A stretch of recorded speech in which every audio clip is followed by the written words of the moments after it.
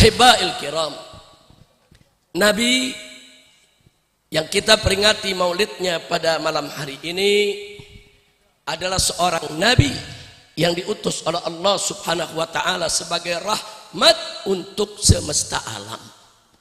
Rahmat semesta alam artinya rahmat untuk seluruh makhluk yang ada di alam semesta ini. Wallahu subhanahu wa ta'ala qala wa ma arsalnaka illa rahmatan lil alamin.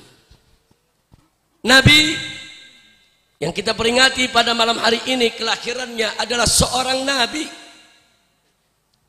yang tidak saja diutus untuk hanya bangsa Arab saja. Bukan seorang nabi yang hanya diutus untuk Quraisy saja atau untuk keluarganya saja. Tapi seorang nabi yang diutus oleh Allah untuk segenap umat manusia. Sebagai pembawa berita gembira sekaligus juga sebagai pemberi peringatan. Wallahu subhanahu wa ta'ala qala wa ma arsalnaka illa kafatan linnas basyiran wa nadhira. Nabi yang kita peringati maulidnya pada malam hari ini adalah seorang nabi yang memiliki akhlak yang begitu agung. Sebagaimana tadi sudah disampaikan, diuraikan oleh guru kita ya kawan. Nabi yang memiliki akhlak yang begitu mulia. Dan kemuliaan akhlaknya dipersaksikan langsung oleh Allah subhanahu wa ta'ala. Wallahu subhanahu wa ta'ala qala fi akhlaqi nabiyhi Muhammadin sallallahu alaihi wasallam wa innaka la'ala khuluqin azim. Syahadatun ilahiyah. Ini merupakan kesaksian ilahi yang merupakan kesaksian tertinggi. Bagaimana tidak? Allah yang maha mengetahui tentang apa yang dilakukan oleh kita punya Nabi, baik yang dilakukan depan umatnya maupun di belakang umatnya. Bahkan Allah yang maha mengetahui apa yang terlintas di benak Nabi, saudara. Allah yang maha tahu itulah yang memberi kesaksian bahwa kita punya Nabi memiliki akhlak yang sangat agung. Subhanallah walhamdulillah wa la ilaha illallah wallahu akbar. Nabi yang kita peringati maulidnya pada malam hari ini adalah Nabi yang dijadikan oleh Allah untuk kita semua sebagai uswatun hasanah, sebagai suri tauladan yang baik, sebagai qudwatun salihah. Wallahu subhanahu wa ta'ala yaqul laqad kana lakum fi rasulillahi uswatun hasanah. Nabi yang kita peringati maulidnya pada malam hari ini adalah seorang nabi yang wajib untuk kita taati secara mutlak. Enggak boleh separuh-separuh, enggak boleh setengah-setengah. Allah nyatakan dalam Al-Quranul Karim, faqala ta'ala ya ayyuhalladzina amanu athi'ullah wa athi'ur rasul. Bahkan di ayat yang lain Allah ingatkan kita semua, wa ma atakumur rasulu fakhudhuhu wa ma nahamkum anhu fantahu. Jelas Nabi yang satu ini saudara, Nabi yang wajib kita taati secara mutlak. Artinya mutlak, wa ma atakumur rasulu fakhudhuhu, apa-apa yang Allah berikan, apa-apa yang Rasulullah berikan kepada kamu, ambil, laksanakan. Dan apa-apa yang dilarang oleh Nabi kita Muhammad sallallahu alaihi wasallam, fantahu, hentikan, stop. Jangan sekali-kali kita kerjakan apa yang dilarang. Nabi yang kita peringati maulidnya pada malam hari ini adalah Nabi yang wajib kita ikuti. Dan mengikuti Nabi yang satu ini saudara merupakan syarat bukti cinta kita kepada Allah, sekaligus menjadi syarat bagi mereka yang ingin dicintai Allah. Wallahu subhanahu wa ta'ala qul in kuntum tuhibbunallah fattabi'uni yuhibbukumullah wa yaghfir lakum dzunubakum. Subhanallah. Memang manusia yang satu ini yang kita peringati pada malam hari ini kelahirannya. Betul sebagaimana diceritakan tadi oleh guru kita, bukan sembarang manusia, saudara. Basyarun lakal basyari. Ya, beliau manusia, saudara. Tapi tidak seperti manusia lainnya. Beliau begitu mulia, begitu agung, begitu suci, saudara. Nah, karena itu, saudara, wajar kalau umat Islam di mana-mana negeri pada bulan Maulid ini, sudah bukan hanya di Indonesia, di seluruh dunia mereka bergembira memperingati hari lahirnya Nabi kita Sayyiduna Muhammad sallallahu alaihi wasallam. Bahkan agung dan mulianya Nabi, Pak, agung dan mulianya Nabi, Bu, bukan hanya terbatas kepada saudara khalqan wa huluqan, bukan hanya terbatas kepada sifat fisik maupun sifat akhlaknya Nabi, saudara. Bahkan kenapa Nabi diutus di tengah bangsa Arab berasal usul dari Quraisy, itu juga merupakan rahasia agung yang datang dari Nabi Muhammad sallallahu alaihi wasallam. Nah, di sini saya ingin ajak diri saya dan ibu-ibu serta bapak-bapak semua untuk berhati-hati. Dulu, saudara, kaum orientalis di Eropa sampai yang datang ke Indonesia, Senok Hugroin, saudara, itu menebarkan pemahaman yang sangat berbahaya. Bahkan beberapa waktu yang lalu, bahkan juga beberapa tahun yang lalu juga, saudara, saya dapatkan langsung di atas mimbar seorang doktor, kiai, haji, saudara, dengan secara serampangan ikut menyebarluaskan fikrah istisyraqiyah. Dia mengatakan, saudara-saudara, kenapa Nabi terakhir diutus di tengah bangsa Arab? Dia bilang di atas mimbar yang hadir puluhan ribu orang, saudara, Nabi terakhir diutus di tengah bangsa Arab karena bangsa Arab bangsa yang paling biadab, bangsa yang paling zalim, paling jahat. Lalu kenapa Nabi diutus di tengah bangsa Quraisy? Dia katakan karena bangsa Quraisy, saudara, itu suku yang paling kejam di tengah-tengah bangsa Arab. Astagfirullahaladzim. Ini dari mana belajar begini, saudara? Ini kalau bicaranya 4-5 orang lagi diskusi, saya maklumi. Ini tabligh akbar depan puluhan ribu orang, saudara. Ya terpaksa. Saya nggak mau debat di atas mimbar, tapi mesti saya luruskan. Nggak bisa dibiarkan, saudara. Nah, maka itu saat itu langsung kita luruskan, baik di acara tersebut maupun di beberapa masjid di daerah tersebut, saudara. Nah, karena itu malam ini saya ingin menyampaikan, Pak, Bu, ya, betul Nabi diutus karena alam ini jahiliyah, alam ini fi dzulumatil jahl. Betul Nabi diutus ke dunia ini, saudara, karena di alam dunia ini, saudara, terjadi kegelapan, terjadi kebodohan. Kita semua masuk ke alam jahiliyah. Betul, kebiadaban memang merajalela, kejahatan merajalela, saudara. Betul, kita nggak pungkiri.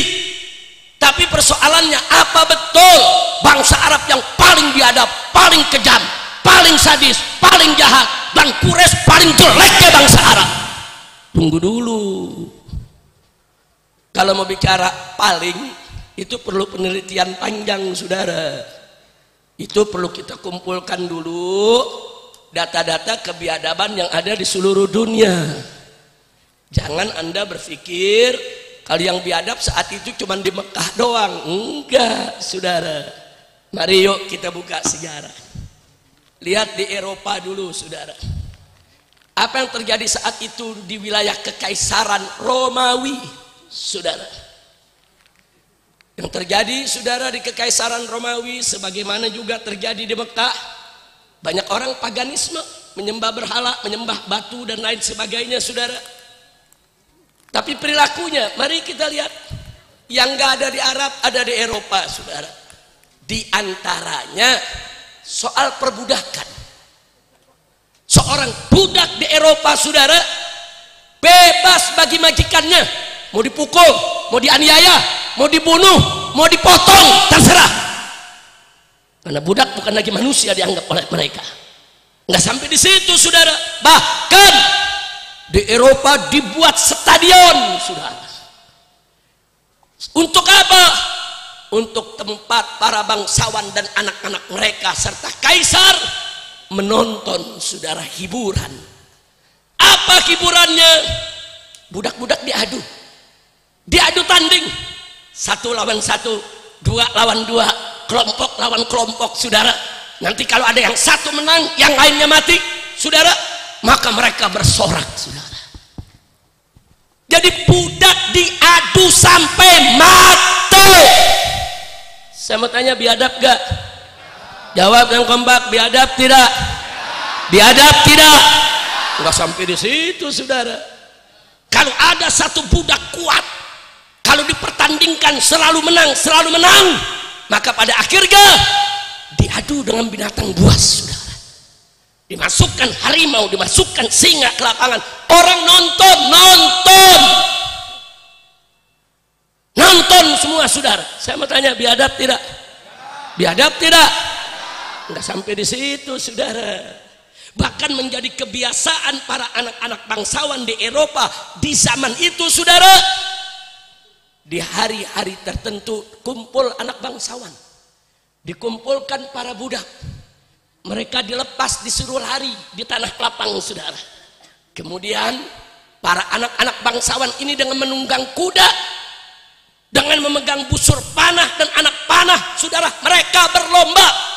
Saudara, dikejar itu para budak, dipanai satu-satu, mana yang membunuh terbanyak, dia yang menang. Saya tanya, biadab tidak? Biadab tidak? Bangsa Eropa ngakui kok itu. Sampai hari ini kalau mereka bikin film tentang gladiator, mereka tunjukkan memang begitu. Tradisi mereka, perilaku mereka. Di Arab nggak ada itu, saudara. Di Arab ada budak, ada, bukan nggak ada budak. Tapi perilaku yang kelewat batas seperti itu tidak ada. Nah, sekarang kita lihat lagi di Persia. Di Persia ada kelompok-kelompok Zoroaster, ada aliran Mazdakiyah, saudara, yang ajarannya sudah berurat berakar di tengah masyarakat. Di antaranya apa? Satu, mereka punya prinsip perempuan milik bersama. Jadi kalau orang punya istri, kalau tetangganya mau pakai nggak apa-apa, karena perempuan milik bersama, sudah. Saya tanya, biadab tidak? Biadab tidak? Biadabnya bangsa Arab, istri dijaga, sudah. Nggak ada begitu. Jadi kalau sekarang nih umat Nabi, saudara, kita diajarkan yang milik bersama itu, saudara. Air di sungai, di laut itu milik bersama, saudara. Nah, tapi kalau istri bukan milik bersama, perempuan bukan milik bersama. Kenapa perempuan dijadikan milik bersama? Karena perempuan mereka anggap manusia hina, rendah. Saya tanya, biadab tidak? Biadab tidak? Di Arab nggak ada biadab begitu. Baik, kita pindah ke Cina, saudara. Di Cina sana, saudara, sudah jadi tradisi, saudara, di tengah-tengah mereka. Atau saya tambahkan dulu tadi yang di Persia. Di Persia ada satu lagi. Mereka punya tradisi bahwa seorang ayah adalah orang yang paling berhak mengawini putrinya sendiri dibandingkan orang lain. Jadi menurut mereka, putrinya sendiri itu dia yang biayai, dia yang kasih nafkah, dia yang besarkan. Maka dia paling berhak sebelum orang lain. Maka jangan kaget kalau di Persia ketika itu banyak bapak kawin sama anak kandungnya. Saya tanya, biadab tidak? Biadab tidak? Arab biadab, nggak ada begitu. Bapak kawin sama anak kandung, saudara. Nah, jadi kalau mau bicara paling biadab, tunggu dulu. Mesti kita pelajari dulu, apa betul di Arab itu paling biadab. Kalau soal Arab biadab ketika itu, iya, kita nggak pungkiri, bukan Arab aja, seluruh dunia biadab. Masuk fi alamil zulumatul jahal, saudara. Nah, kemudian kita pindah ke Cina. Di Cina itu kalau ada kaisar, raja-raja di daerah-daerah kegubernuran, saudara, mereka punya pelayan laki-laki yang melayani raja, melayani istri dan putrinya, wajib dikebiri. Nggak bisa nggak dikebiri, dan harus mau dikebiri. Kalau nggak mau dikebiri dihukum mati, sudah. Nah, saya tanya, lelaki dikebiri biadab tidak? Biadab tidak? Ya, biadab, saudara. Semua pelayan-pelayan bangsawan, pelayan-pelayan kerajaan, mereka kebiri, saudara. Baik, kita lihat di Afrika, di Asia, bahkan termasuk Indonesia, saudara. Dulu bahkan sekarang di Afrika masih ada, saudara. Tradisi apa? Tradisi kanibal. Manusia makan daging manusia, saudara. Manusia makan daging manusia, kanibalisme. Di zaman Nabi di benua Afrika dan beberapa wilayah di timur jauh sana, saudara. Tradisi itu memasyarakat. Saya mau tanya, orang makan daging orang biadab tidak? Biadab tidak? Di Arab nggak ada, sudah. Orang makan daging orang nggak ada. Zaman jahiliyah di Arab, sudah. Iya, di Arab ada kebiadaban, saudara. Sebagian masyarakatnya suka mengubur hidup-hidup anak perempuan. Wa'dul banat, betul itu ada, betul itu biadab. Tapi garis bawahi, saudara, yang melakukan wa'dul banat tidak semua Arab. Jadi jangan dibayangkan seluruh bangsa Arab ngubur hidup-hidup anak perempuan, nggak betul. Saya mau tanya di sini semua, Nabi Muhammad punya ibu tidak? Jawab yang kompak, Nabi punya ibu tidak? Laki atau perempuan? Kok nggak dikubur hidup-hidup dari kecilnya? Kok ada? Tapi para sahabat jumlahnya ratusan ribu, saudara, mereka punya ibu tidak? Ibunya laki atau perempuan? Lah kok ada? Katanya dikubur hidup-hidup semua. Kita pakai cara berpikir, saudara, jangan menggeneralisir. Ya, ada segelintir yang suka mengubur hidup anak-anak perempuan, betul. Dan biadabnya masyarakat itu walaupun banyak yang tidak mengubur hidup anak perempuan, tapi kebanyakan mereka ar-ra'yul am, kebanyakan mereka berpendapat nggak apa-apa anak perempuan dikubur hidup-hidup. Itu biadab, saudara, jelas biadab, kita akui. Tapi apakah kebiadaban semacam ini yang paling biadab di antara semua kebiadaban? Ukurannya apa? Standarnya apa? Barometernya apa? Nah, kita tanya bangsa Arab, kenapa sih ngubur hidup-hidup anak perempuan? Kita mesti tahu juga alasannya, saudara. Mereka ngubur hidup-hidup anak perempuan bukan untuk dipersembahkan kepada berhala, bukan. Di sebagian benua, saudara, ada ajaran-ajaran mempersembahkan kepada dewa, itu potong gadis, saudara. Arab bukan itu.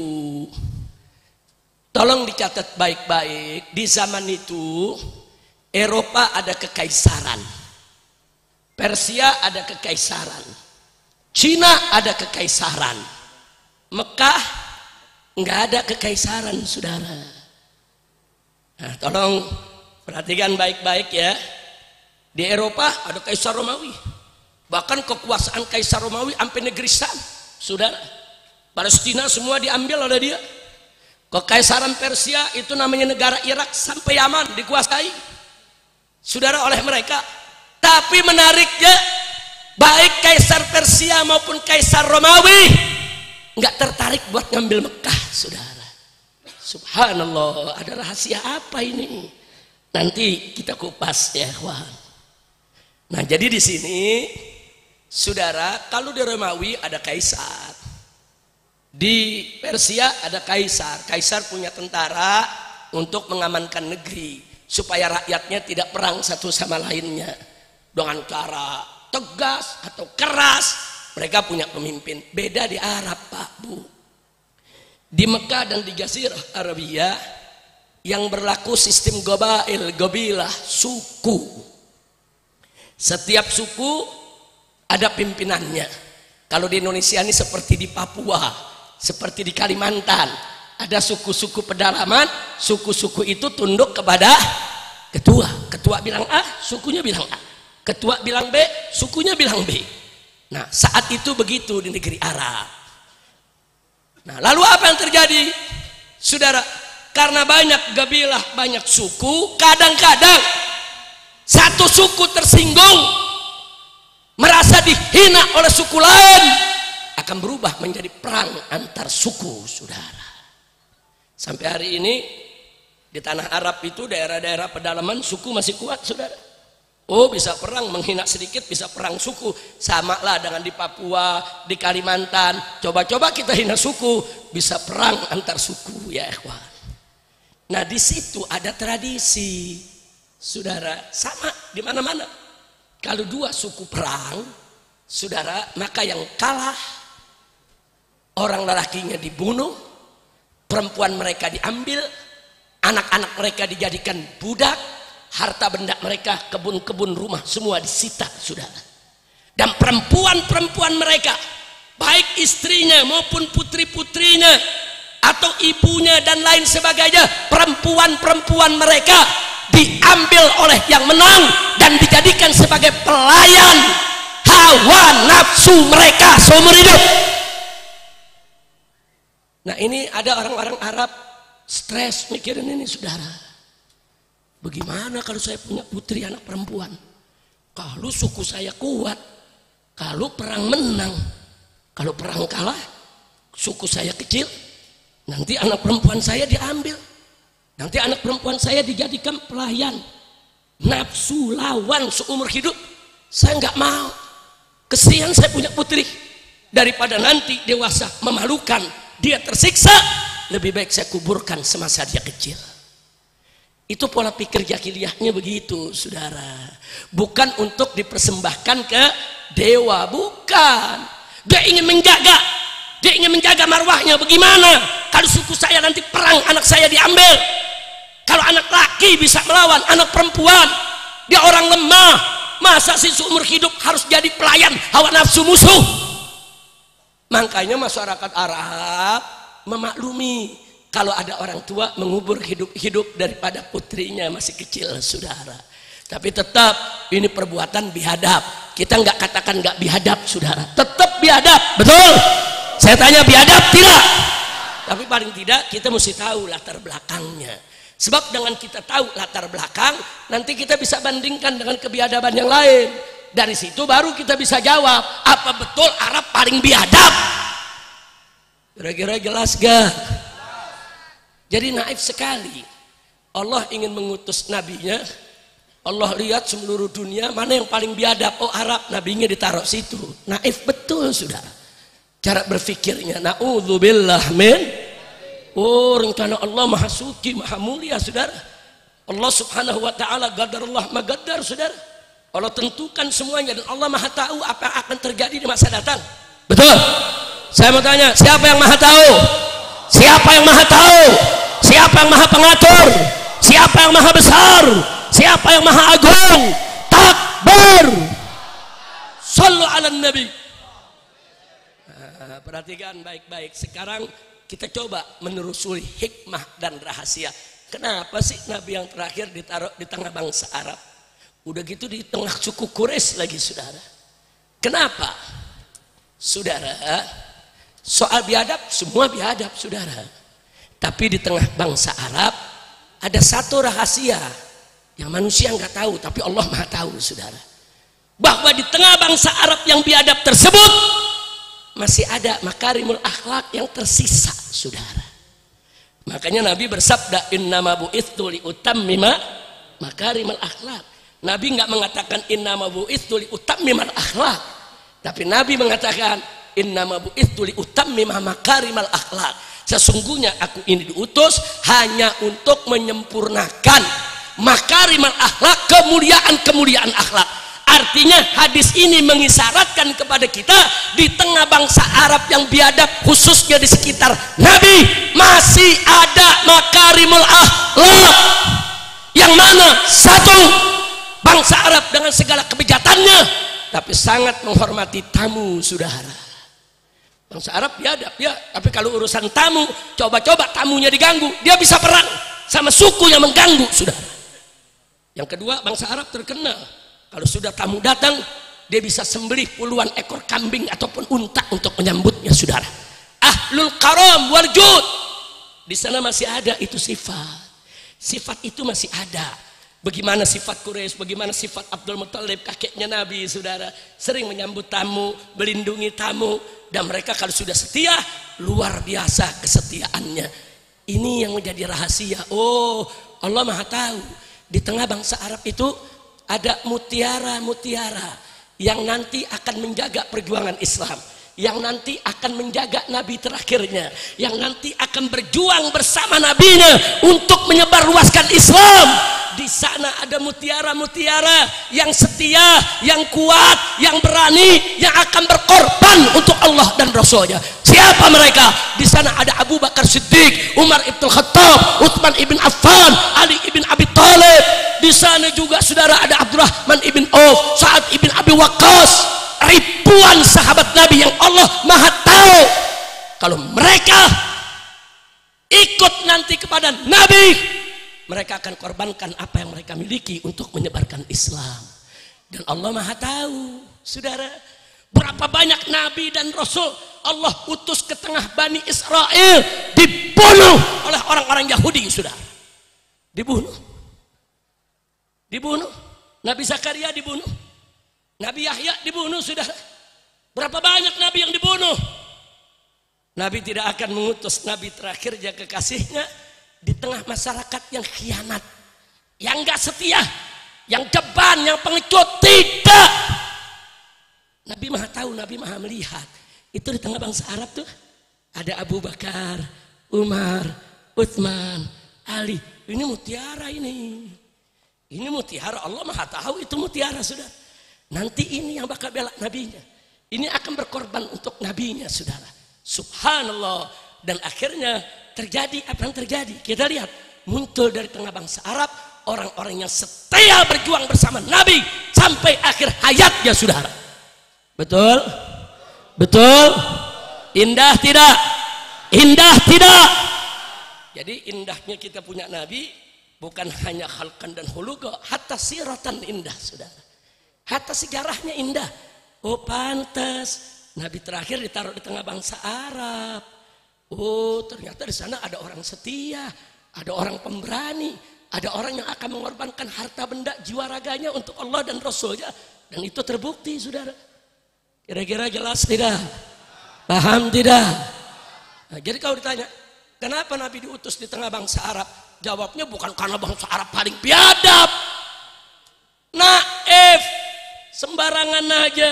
Justru karena di tengah bangsa Arab yang biadab itu masih tersisa makarimul akhlak, saudara, yang diamalkan oleh mutiara-mutiara yang kelak akan menjadi sahabat Nabi yang membela Islam, saudara. Alhamdulillah. Kira-kira jelas tidak? Itu satu.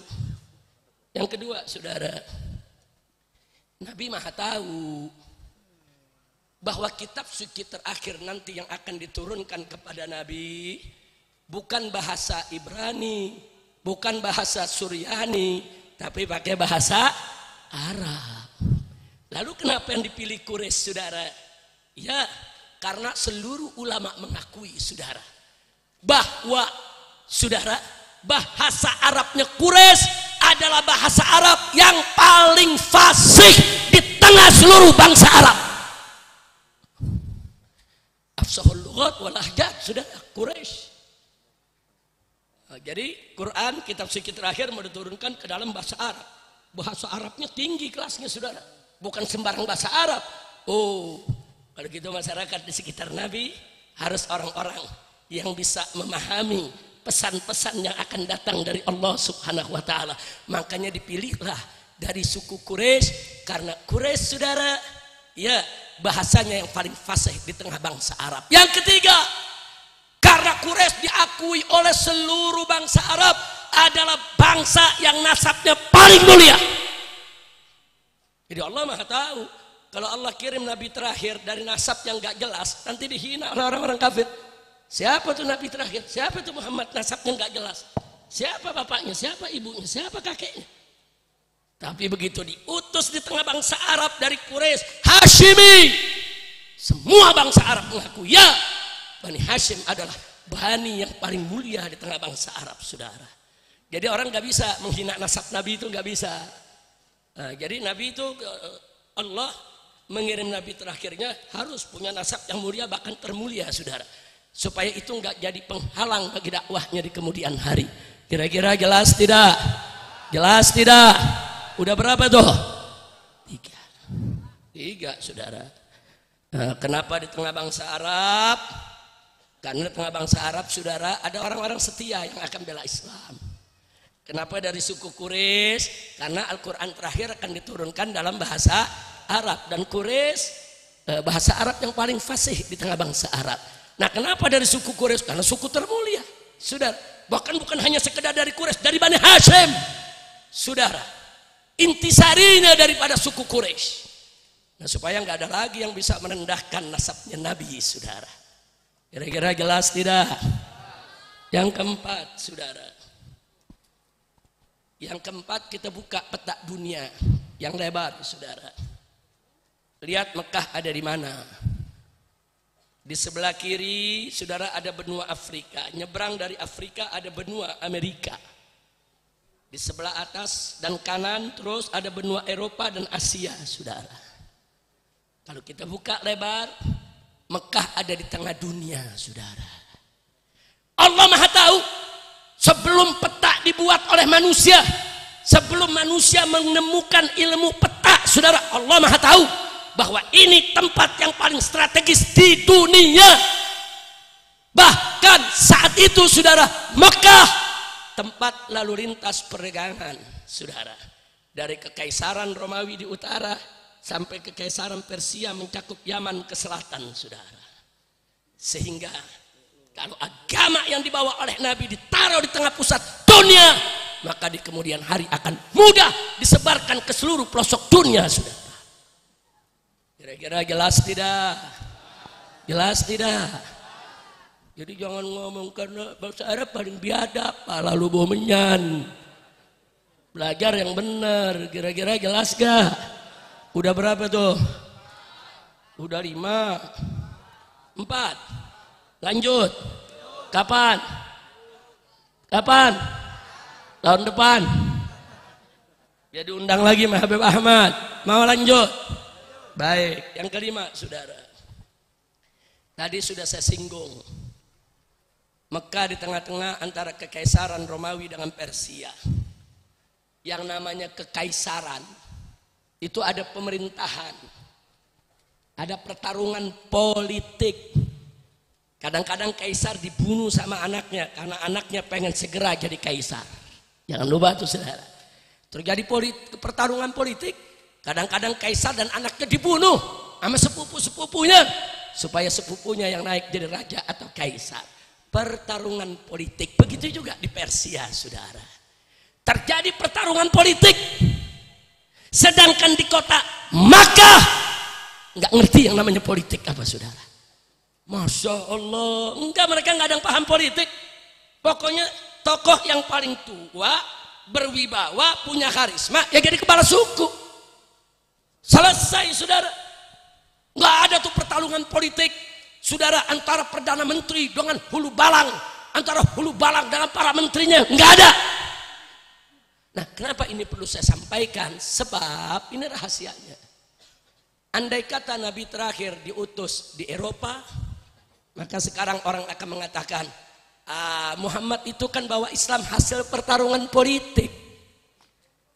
Hasil pertarungan politik. Nanti agamanya dianggap rekayasa politik, saudara, karena berada di pusaran pertarungan politik. Begitu juga kalau diutus di Persia. Muhammad itu kan menyampaikan ajaran baru itu. Itu hasil pemikiran politik, ada pertarungan politik kok di sana. Dan ini nggak terjadi, saudara. Artinya apa? Saat ini tidak ada satupun orientalis, saudara, yang bisa menyerang Nabi bahwa Islam hasil pertarungan politik. Tidak ada. Alhamdulillah. Kira-kira jelas gak? Yang keenam saya tambahkan lagi. Di Persia bukan hanya pertarungan politik, ada pertarungan filsafat. Plato, Aristoteles, saudara. Begitu juga di Persia. Pertarungan filsafat pemikiran. Di Mekah nggak ada yang ngerti filsafat. Pokoknya tahu ada patung Lat, patung Usah, sembah, selesai. Nggak ada yang ngerti filsafat, saudara. Nggak ada yang berdebat soal filsafat. Sehingga sampai saat ini tidak ada yang bisa menuduh bahwa Muhammad membawa ajaran Islam karena hasil pertarungan filsafat. Tidak ada. Sallu ala Nabi. Kira-kira jelas tidak? Paham tidak? Ternyata kalau kita beberkan satu persatu, mencari hikmah, saudara, banyak kok jawabannya. Kenapa jawabannya kok yang diambil? Karena Arab paling biadab. Lu benci Arab loh. Dia ngomong begitu tuh bugut sama Arab tuh, saudara. Benci sama Arab. Dia pengen umat nih, saudara, melihat Arab tuh jelek, bengis, kejam, jahat, kurang ajar. Nah, makanya malam ini saya sengaja paparkan begini, saudara.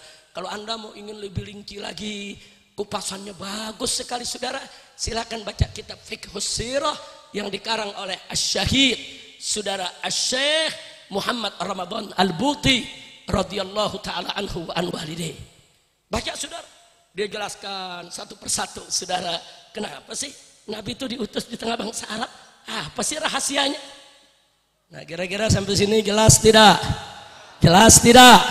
Jadi nggak ada urusan, saudara, dengan Arab paling biadab. Kalau Arab biadab, ya kan yang lain biadab juga. Betul? Betul? Jadi kalau ada yang ngomong kenapa Nabi diutus, saudara, dulu oleh Allah ke dunia ini karena seluruh dunia dalam kebiadaban. Betul? Tapi kalau dia katakan karena Arab paling biadab, tunggu dulu. Tunggu dulu bilang Arab paling biadab, saudara. Enaknya paling biadab. Apa dia nggak lihat? Bagaimana akhlaknya Sayyidina Abu Bakar Siddiq? Bagaimana akhlaknya Sayyidina Umar ibn Khattab? Bagaimana akhlaknya Sayyidina Utsman ibn Affan? Bagaimana akhlaknya Sayyidina Ali ibn Abi Thalib dan sahabat yang lain? Radhiyallahu anhum. Nah, jadi jangan seenaknya, saudara, membuat narasi-narasi yang mengobarkan rasa benci kepada Arab. Sekarang ini nih, saudara, kampanye anti Arab ada tidak? Ada tidak? Hati-hati. Menyerang Habaib Ba'alwi, tujuannya menyerang Arab. Hati-hati. Mau menyerang Arab, tujuannya nyerang Islam. Bukan Ba'alwi sama Arab cuma batu loncatan, saudara. Kalau Ba'alwi habis, Arab habis, dibenci di bumi ini, maka besok mereka akan habisi Islam. Bahaya tidak? Bahaya tidak? Nah, kalau gitu nih yang begini-begini gerakannya biarkan atau lawan? Jawab yang jujur, biarkan atau lawan? Makanya umat hati-hati, Bu. Ibu-ibu kayaknya tidur. Bu, coba angkat tangannya ibu-ibu. Bu. Alhamdulillah bangun semua. Alhamdulillah, Bu. Zaman sekarang hati-hati, Bu, ya. Yang nggak ngerti agama ngomong agama, ada gak? Ada gak? Yang nggak ngerti syariat ngomong syariat, ada gak? Ada gak? Yang nggak ngerti tafsir bicara tafsir, ada gak? Yang nggak ngerti hadis bicara hadis, ada gak? Udah kacau nih sekarang. Ada artis dangdut jadi ahli nasab. Udah kacau. Ayo saya mau tanya, kacau nggak? Lu jawabnya takut amat lu. Kacau tidak? Kacau tidak? Jadi mufti lagi. Di Lombok dia bicara, dia keluarkan fatwa bahwa nasab Ba'alwi dibatalkan. senar gitar lu kemana? Udah kacau, udah pusing dah. Udah ceramahnya sampai di sini aja dah. Masya Allah, kacau tidak? Ayo jawabnya kompak, kacau tidak? Kacau tidak? Ada orang ngaku kerja di BRIN. Kita periksa namanya, kita cari siapa dia. Ternyata ahli pakar ikan nila. Begitu kita lihat pakar ahli ikan nila, tahu-tahu apa disebut? Ahli DNA nasab. Nasab ikan cupang. Udah kacau tidak? Kacau tidak? Makanya yang begini saya mau tanya, biarkan atau lawan? Biarkan atau lawan? Nasab Ba'alwi dimaki-maki, diyahudi-yahudikan saudara. Nasab dibatalkan saudara. Ternyata yang ngomong si Imad nasabnya nggak jelas. Katanya Imad bin Utsman, kita periksa, ternyata di postingan lain dia bilang nama ayahnya Sarmana. Begitu kita periksa lagi dia ngakunya Imad bin Sarman. Belakangan kita dapat dokumen dari sekolah SMP-nya di Banten saudara. Ternyata nama bapaknya Haji Samun. Ini yang bener yang mana? Ya bukan, nasabnya aja nggak jelas, mau cerita nasab Ba'alwi. Lu ngerti arti ye gak? Coba bisa gak? Kurang panjang. Lu paham gak tuh? Lu paham ye itu apa? Apa arti ye? Dulu saya masih kecil, berantem temen berebut gundu. Kita menang, tahu tuh saudara, musuh kita bilang, itu sakit hatinya sampai dalam saudara. Aduh, paham gak? Ini kita bicara di Betawi nih, orang Betawi kalau diyein, tuh sakit hati dalam. Paham? Jadi kalau besok ada orang ngomong ngawur di atas mimbar, saudara, bicara nasab Ba'alwi, nyerang habaib, menghina kiai yang bela habaib, semua dihina, saudara. Ada yang begini, rame-ramenya dia teriak, yang panjang. Ayo hafal gak? Ibu-ibu bu, ayo bu semuanya, 1, 2, 3. Kurang panjang. Ayo semua bapak-bapak, jangan kalah sama ibu-ibu semua. 1, 2, 3. 1, 2, 3. 1, 2, 3. Si Imad urusannya denger begini stroke lagi. Tapi saya maklumi bu. Saya maklumi kenapa Imad begitu. Loh kok dimaklumi Beb? Ya bagaimana nggak dimaklumi? Begurunya sama orang yang bisa bahasa semut. Ya pantas saja guru edan murid gila. Lo tahu bahasa semut? Makoli lakoni rahmata. Apa dia ngomong? Gua nggak paham. Saya mau tanya nih, ini masyarakat Kebun Jeruk ada yang paham nggak? Ada yang paham? Makoli lakoni rahmatan, makoli lana rahmatan, makoli. Paham nggak lo? Paham nggak? Sama. Udah yang begini-begini saudara, ini merusak tatanan keharmonisan hubungan antara habaib dengan ulama. Saudara, ini sebagai penutup dari saya. Habaib dzurriyyatun Nabi sallallahu alaihi wasallam.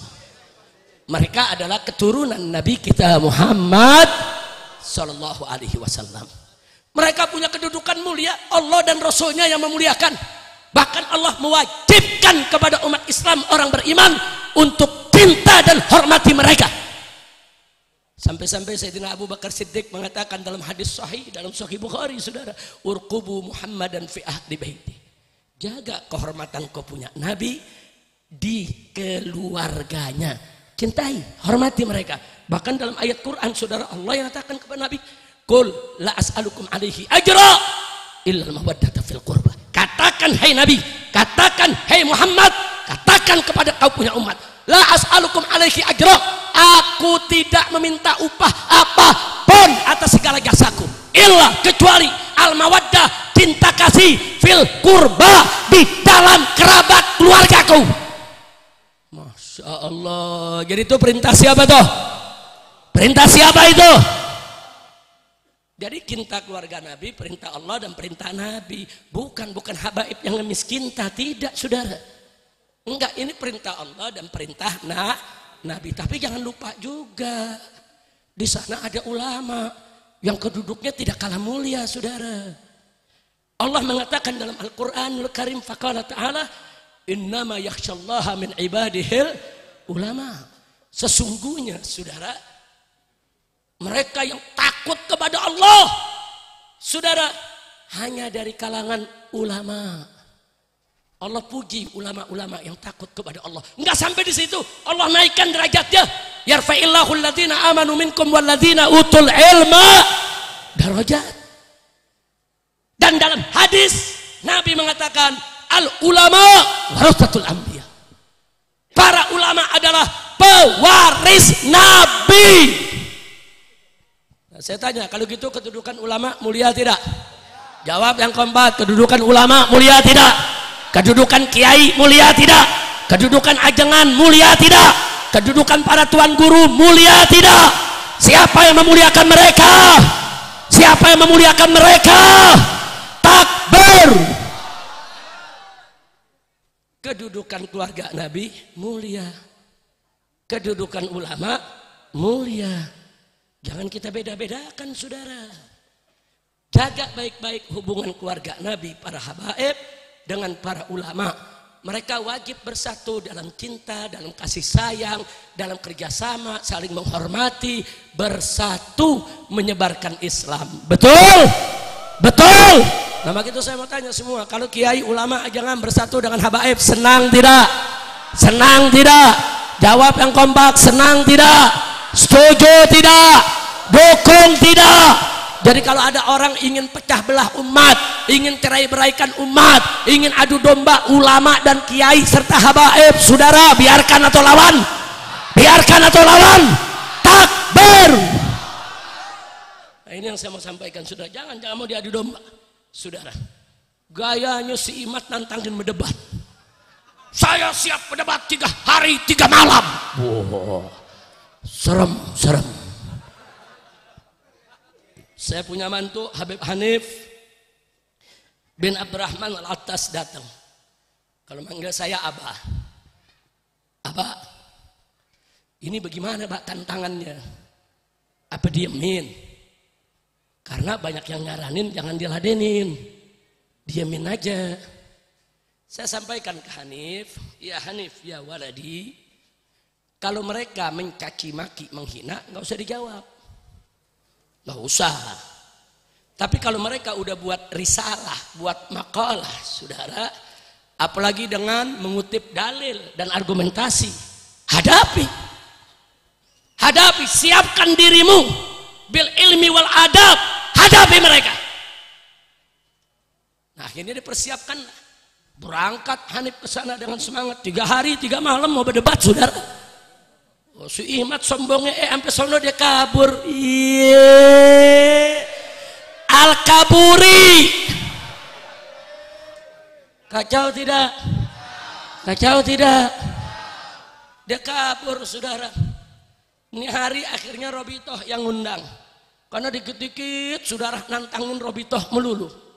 Saudara, kalau penelitian, kan dia mau meneliti Ba'alwi. Pusatnya Ba'alwi di Robitoh. Yang namanya meneliti datang dong ke Robitoh. Betul? Dulu saya bangun front pembela Islam saudara. Banyak wartawan dari Amerika, Eropa, Jepang, Korea pengen tahu FPI itu apa. Datang ke rumah saudara, dialog. Kenapa namanya FPI? Kapan didirikan? Apa tujuannya? Apa visinya? Apa misinya? Kenapa FPI begini? Kenapa FPI begitu? Itu meneliti. Ini datang ke Robito nggak pernah diundang, nggak mau datang, katanya peneliti. Unyil. Kacau tidak? Kacau tidak? Belakangan anak buahnya dari Kresek saudara nantangin Ba'alwi berkelahi. Ayo Ba'alwi berantem, yang ditantangin Habib Bahar, ya jadi. Yang ditantangin tukang berkelahi saudara. Jadi udah. Habib Bahar jadi, ya gua datang sekarang, awas lu lari. Datang langsung ke Kresek tengah malam, saudara. Datang sendiri, sampai di sono kabur. Cakep lo ye-nya. Udah lulus lo pada lo. Alhamdulillah. Ya jadi jangan salahin saya dong kalau saya bilang Al-Kaburi. Betul? Hari ini diundang Merobito nggak datang lagi. Iya. Ini namanya Al-Kaburi ri. Udah kira-kira jelas gak? Jelas gak? Belakangan saudara dia caci maki, kita nggak ladenin. Nantang berdebat, ayo kita berdebat. Nantang berkelahi, Habib Bahar udah ngewakilin saudara. Belakangan ngancem, ayo laskar kita di seluruh Indonesia sweeping Mbak Alwi, sweeping semua habaib, usir dari Indonesia. Wow. Gemeter kaki takut pak, Bu, gemeter bu. Ya diancam sweeping nggak main-main loh. Lu bayangin habaib di sweeping, diseret, dibunuhin atau. Nah kalau udah begitu modelnya, tadinya saya diam, saya suruh Habib Hanif aja yang ngomong saudara, ngomong nantang sweeping, nah bapaknya yang turun. Nah kita biar dari dulu biasa sweeping saudara, sweeping narkoba, sweeping minuman keras, sweeping ganja, sweeping germo. Sekarang kita mau di sweeping, kadal kebun. Terus jamaah nanya, Habib bagaimana nih untuk mengatasinya? Tenang aja, mereka kan pasukan berani mati. Ngakunya apa? Kita sudah siapkan pasukan berani mati untuk usir habaib, sweeping Mbak Alwi. Wow. Pasukan berani mati, Beb. Masya Allah, kacau tidak? Sekarang saya jawab, biarkan atau lawan? Diamkan atau jawab? Betul. Saya mau tanya sama semua yang ada di sini, kalau ada pasukan berani mati, terus nggak ada yang matiin, kesian nggak? Jawab dong, kesian nggak? Kesian nggak? Nah makanya saya bentuk pasukan baru, namanya pasukan berani matiin. Setuju gak? Setuju gak? Lu tinggal daftar besok sama Habib Ahmad. Masya Allah pakai ngancem. Nggak usah ngancem-ngancem begitu. Kalau kau punya hujah, punya argumentasi, datang. Ayo kita hiwar bil ilmi wal adab. Jangan kalau begitu mereka udah nggak punya adab, saudara. Mereka Yahudi kan para habaib. Mereka bilang nih habaib ini Yahudi. Apalagi ada satu Gus itu dari Cirebon, saudara. Dia ceramah seenaknya. Dia samakan datangnya para habaib ke Indonesia dengan datangnya orang-orang Israel ke Palestina, saudara. Kurang ajar. Mereka bilang dulu Israel numpang di Palestina, sekarang menguasai Palestina, menjajah Palestina. Awas, hati-hati, habaib datang dari Yaman, datang ke Indonesia, menguasai Indonesia, menjajah Indonesia. Kurang ajar. Yang bicara seorang Gus dari Cirebon, saudara. Kurang ajar, saudara. Israel datang ke Palestina, enggak nyebarin Islam, betul? Betul. Habaib datang ke Indonesia nyebarin Islam, betul? Kawin sama orang Indonesia, betul? Habaib ini udah campur aduk di Indonesia, saudara. Saya punya nenek orang Betawi asli, ibu dari ayah saya langsung, saudara, asli orang Betawi. Habaib datang ke Indonesia, nggak ada yang bawa bini, betul? Betul. Sampai di sini kawinnya sama siapa? Sama orang Indonesia, saudara. Yang ke Jakarta kawin sama orang Jakarta, yang ke Irian kawin sama orang Irian.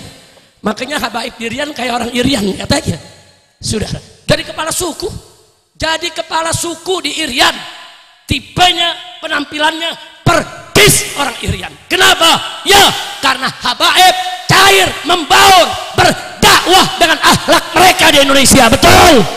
Takbir. Jadi kalau ada yang nyamain habaib sama Yahudi, kurang ajar tidak? Kurang ajar tidak? Nah ini yang saya mau sampaikan, hati-hati, Bo. Jangan mau kita diadu domba. Setuju? Setuju? Setuju? Nah makanya saya minta masyarakat di Jakarta khususnya, bahkan saya keliling kemarin kemana-mana, di Jawa Barat, di Lombok, di Madura, saudara, orang-orang yang adu domba umat, menghina Ba'alwi, menghina habaib, menghina kiai, menghina ulama, jangan dikasih panggung, jangan diundang, kalau perlu usir dari kampung kita. Setuju? Takbir. Saya tanggung jawab dunia akhirat, saudara. Kalau nanti ada yang diusir, polisi nanya, siapa yang suruh? Habib Rizik yang suruh. Mau apa? Kalau bilang Habib nggak ngelawan polisi, kita sudah buat laporan ke Mabes Polri, saudara. Kita kirim pengacara yang top pengacaranya. Kita kirim seorang Ba'alwi bikin laporan ancaman terhadap keselamatan Ba'alwi.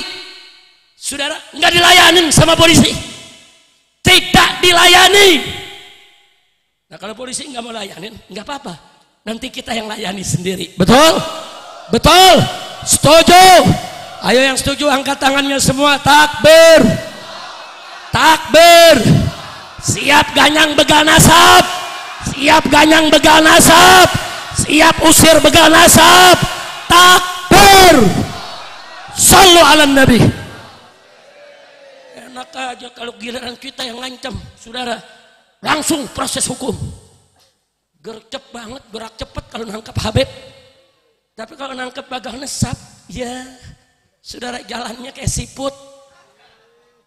Nah udah sekarang sekali lagi kita sampaikan ke Mabes Polri, segera proses mereka. Kalau Anda tidak proses mereka, jika sampai terjadi habaib diganggu, Ba'alwi diganggu dimanapun di seluruh Indonesia, saya akan ajak umat rame-rame habisi begal nasab, jangan merusak Indonesia. Betul? Takbir. Sallu ala Nabi. Nah begitu saya mau tanya sekali lagi, siap bersatu tidak? Siap bersatu tidak? Dulu kita sebelum saya hijrah ke Mekah, kita pernah rame-rame turun di 411. Betul? Kita pernah turun rame-rame di 212. Betul? Hasilnya begitu kita bersatu, Allah kasih kita menang. Si Ahok lengser dan longsor, saudara. Betul? Betul? Siap bersatu lagi? Siap bersatu lagi? Kalau pemerintah tidak bisa urusi soal begal nasab, stop, stop begal nasab. Kalau pemerintah tidak bisa selesaikan itu, kami yang akan turun, kami yang akan selesaikan itu semua. Setuju tidak? Setuju tidak? Takbir. Baik, mana Habib Muhammad bin Hadi? Sini. Ayo sama-sama saudara, kita mengenang aksi persatuan kita dulu semua. Setuju? Mana tim hadrah? Ada tim hadrah? Ayo semua bantu sama suaranya, vokalisnya. Pastikan mic-nya nyala semua. Silakan Habib Hadi. Nah, biar suaranya. Ayo semuanya, semuanya. Saudara, Al-Qur'an imam kami, Al-Qur'an pedoman kami, Al-Qur'an petunjuk kami, Al-Qur'an satukan kami. Nyalakan lampu HP-nya semua. Imam kami. Nyalakan lampu HP-nya semua. Al-Qur'an pedoman kami, Al-Qur'an petunjuk kami, Al-Qur'an satukan kami. Aksi bela Islam, aksi bela Islam, aksi bela Islam, Allah Allahu Akbar. Aksi bela Islam, aksi bela Islam, aksi bela Islam, Allah Allahu Akbar. Allahu Akbar. Semua suaranya. Allahu Akbar. Allahu Akbar. Allahu Akbar. Allahu Akbar. Allahu Akbar. Allahu Akbar. Allahu semuanya. Al-Qur'an imam kami. Kelapa dua. Al-Qur'an kami. Al-Qur'an petunjuk kami. Al-Qur'an satukan kami. Al-Qur'an imam kami. Al-Qur'an pedoman kami. Kurang keras suaranya. Al-Qur'an. Al-Qur'an satukan kami. Aksi bela Islam, aksi bela Islam. Allahu Akbar. Aksi bela Islam, aksi bela Islam, aksi bela Islam. Semua angkat tangannya, takbir. Allahu Akbar, Allahu Akbar, Allahu Akbar, Allahu Akbar, Allahu Akbar, Allahu Akbar, Allahu Akbar. Allahu Akbar.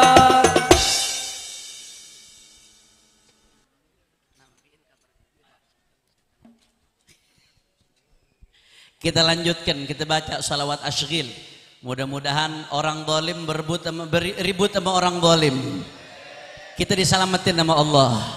Indonesia diselamatin sama Allah. Amin ya rabbal. Ayo semua suaranya. Allahumma salli Allah alaihi wa ashghili zalimin بالظالمين اللهم صل على سيدنا محمد وأشغل الظالمين بالظالمين وأخرجنا من بينهم سالمين وعلى آله وصحبه أجمعين. Semuanya Allahumma sallallahu alaihi wa ashghil الظالمين بالظالمين اللهم صل على محمد واشغل الظالمين بالظالمين. Angkat tangannya semua, minta sama Allah. Salimin wa ala wa sahbihi ajma'in. Sallallahu rabbuna ala nur ya habibi ya Rasulullah Ahmad al-Mustafa Sayyidil Mursalin. Sallallahu rabbuna ala nurin mubin Ahmad al-Mustafa Sayyidil Mursalin wa ala alihi wa sahbihi ajma'in wa ala alihi wa sahbihi ajma'in. Sekali lagi Allahumma sayyidina Muhammad wa ashghil الظالمين بالظالمين اللهم صل على سيدنا محمد وأشغل الظالمين بالظالمين وأخرجنا من بينهم سالمين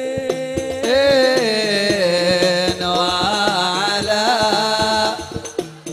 Terakhir sama-sama semuanya ajma'in. Sallallahu rabbuna Allah Ahmad al-Mustafa in sallallahu rabbuna ya habibi ya Rasulullah Ahmad al-Mustafa Sayyidil Mursalin wa ala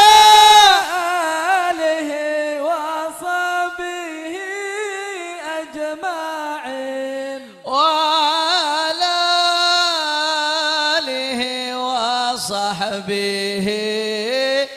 Kelapa dua angkat tangannya semua. Takbir. Takbir. Takbir. Sallu ala nabi. Ya ahlan wa sahlan. Habib Hanif baru pulang acara debat sama Al-Kaburi. Nah, jadi sebelum kita tutup ini acara, kita perlu minta sama Habib Hanif pesan dan kesan. Bagaimana ngerasain berdebat sama yang kabur melulu? Setuju? Setuju? Padahal tadi pamitannya di rumah, Abah mau jalan dulu berdebat. Berapa? 3 hari 3 malam kita ladenin nih Pak. Nggak taunya udah sampai sini malam. Tuh, jadi ini hari akhirnya berubah debat jadi seminar 12 jam. Tapi saya sebagian menyaksikan luar biasa.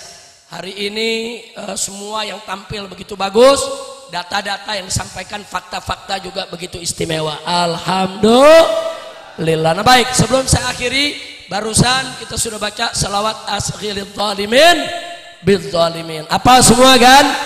Banyak-banyak itu baca, jangan berhenti. Di majelis-majelis taklim, di madrasah, di mana tempat saudara baca terus. Ini sekarang Allah lagi gobulin nih, setan-setan lagi pada berkelahi. Alhamdulillah. Alhamdulillah. Kalau domba nggak boleh diadu, haram. Adu domba haram. Jawab yang kompak. Adu domba, adu manusia, apalagi adu setan, wajib. Ini sekarang setan sama setan lagi berantem, lu nggak usah ikut campur. Setuju? Setan sama setan lagi berantem, lu jangan pisahin. Gelar tikar, taruh kopi, nonton. Setuju tidak? Setuju tidak? Setuju tidak? Biarin dia orang ribut, kita maulidan di mana-mana. Setuju? Kita selawatan di mana-mana. Setuju? Setan sama setan lagi berantem, pisahin jangan. Pisahin jangan. Alhamdulillah. Nah, mudah-mudahan pemerintahan yang akan datang ini insya Allah cinta ulama, cinta habaib.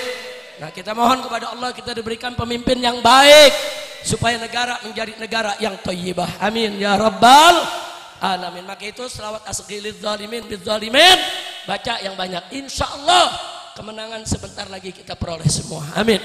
Nasrun minallah wa fathun qarib wa basyiril mu'minin. Shadaqallahul azim. Nah, itu saja yang bisa saya sampaikan. Saya minta secara khusus Habib Hanif pesan kesan singkat aja, pesan kesan apa yang bisa disampaikan untuk umat dari pengalaman berdebat 3 hari 3 malam di Kesultanan Banten sampai ini hari rencana bermalam-malam gak jadi lagi. Nah silakan Habib Hanif. Dari saya cukup sekian. Hadani Allah wa iyyakum ila siratal mustaqim. Wassalamualaikum warahmatullahi wabarakatuh.